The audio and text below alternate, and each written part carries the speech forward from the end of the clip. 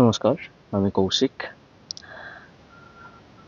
আমি পশ্চিমবঙ্গের এক সাধারণ বাসিন্দা। আর আপনারা সবাই জানেন কালকে পশ্চিমবঙ্গের আ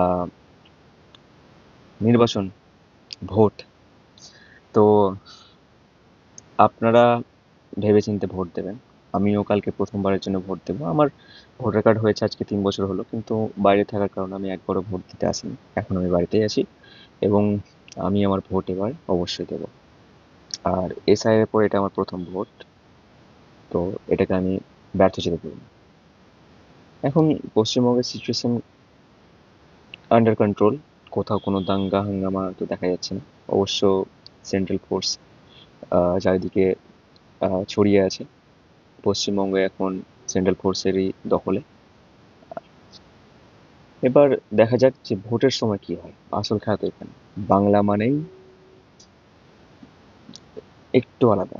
বাংলা মানেই কিছুটা আলাদা জিনিস।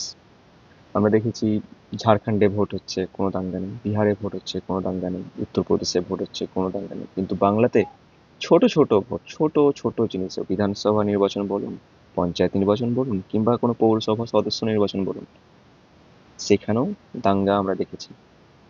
আর এগুলো দেখে অভ্যাস হয়ে গেছে। বাম আমলে আমরা কত দেখি, মানে কত দেখেছে আমাদের পূর্বপুরুষরা।